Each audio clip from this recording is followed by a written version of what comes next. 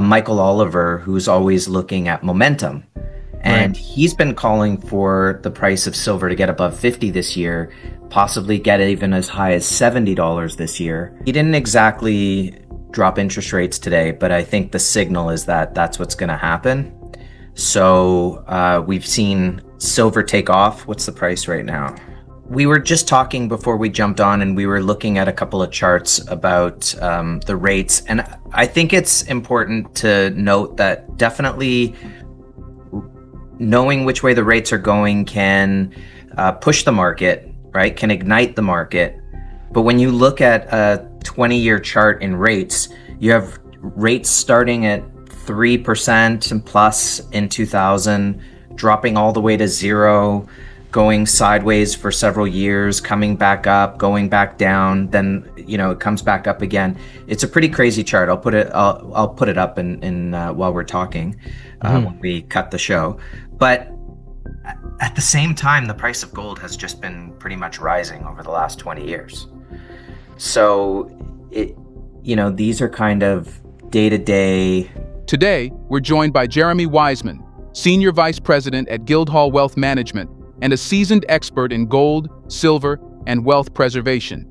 He's not just a market watcher. He's someone who helps investors protect themselves when uncertainty takes over. Jeremy dives straight into Jerome Powell's recent Jackson Hole speech, a speech that might signal the Fed is running out of room to keep rates high. And here's the part that will make you stop and think. History shows that every time the Fed pivots, silver doesn't just rise slowly, it takes off like a rocket. From silver's hidden role in the green energy revolution to its history of 400% rallies after Fed policy shifts, Jeremy explains why this overlooked metal could soon break records again. The big question is, are we standing on the edge of another silver explosion? Stay tuned, because Jeremy Wiseman is about to connect the dots in a way that could change how you see this entire market. What we said, it's like the weather. It's not necessarily the season, but definitely it's an indicator that you're going to have a lower valued dollar, and that's why people continue to hold gold. So this isn't necessarily along the narrative lines of gold being remonetized and the anchor of the financial system. This is sort of the narrative of, yep, we've got inflation. You're going to want to protect yourself. Just said that the expectation of the market rising, I'll show you this one. This is a very technical chart brought to you by Bob Coleman. The bend the knee pattern. Let's just talk about for a minute where we are in the silver price, because last year, 2024, it was a real struggle, like a football match, yard for yard, trying to get back above $30. All right. And there was a feeling in the market that if you could just break above 27, get to 28, you'd feel that getting above 30 was inevitable. Now we did, and then it cracked way higher. It got to 34. It got managed. It feels like it got managed back down below 30 to close out the year, which I always thought was kind of interesting because it's just giving you further runway for the rest of for 2025.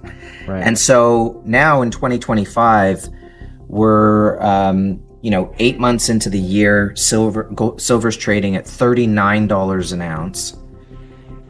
And so it's happened a lot quicker to get past another $10 in the market.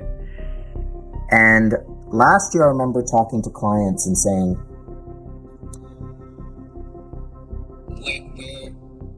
if you get to $28 an ounce, you're going to feel like 30 is inevitable. Once you hit 40, it's going to feel like 50 is inevitable. Which is very much, I feel, in line. You can overlay the theories with Michael Oliver, who's always looking at momentum. And he's been calling for the price of silver to get above 50 this year, possibly get even as high as $70 this year. And so I could see why he could be looking at that type of momentum, because once we crack over $40, there's less resistance to move higher and higher. Now I also got word, I don't know if you saw this, but apparently in the futures market, the short positions are being closed out. So there's a lot of There's a lot of bending knees and elbows down and capitulation, a lack of resistance. So I just want to get your thoughts there, Jerry, on what you think in terms of the back half of the year. Obviously, today's a nice one, but given the back half of the year, do you think we're headed for further consolidation in silver, or do you see a potential of $50 plus? And there was a silver standard in the U.S., right? It was built on a dual standard, right? But there was a silver standard before the gold standard. But Yeah. Jerry, I want to on our radio show we were discussing upcoming technologies, and we were talking about servers and AI. And I've been thinking about it since yesterday. This idea of the industrial demand story has changed in silver. 10 years ago, 15 years ago, it was, well, it's in military, it's in medical usages, it's in batteries, a lot of different things. But today, it feels like we're moving towards this new digital age where self-driving cars and all sorts of crazy high-speed things, and I don't necessarily think it's sort of a green version of it, right? Green is great. It's great to have some solar power, great to have, electric cars, but it feels like the new technologies coming forward means that infrastructure is going to be built, right? Different types of energy. So it's not necessarily just green. It could be mini nuclear, right? We've seen these new technologies of mini nuclear devices that could power your home for decades and all of these sorts of things. Or just the growing batteries where you can charge a car for less than an hour and go 3 times as far, these sorts of things. Talk to us a bit about your opinion of the new building out of infrastructure and the different types of demand it could be having on silver going forward. And there you have it. Jeremy Wiseman breaking down why silver might be the most underestimated opportunity in today's market. From the Fed's next big move to the unstoppable demand building under the surface, the message is clear. History could be about to repeat itself, only bigger. If this conversation opened your eyes, make sure you don't just walk away. Hit that like button, subscribe, and tap the bell so you never miss the insights that could protect and grow your wealth in times like these.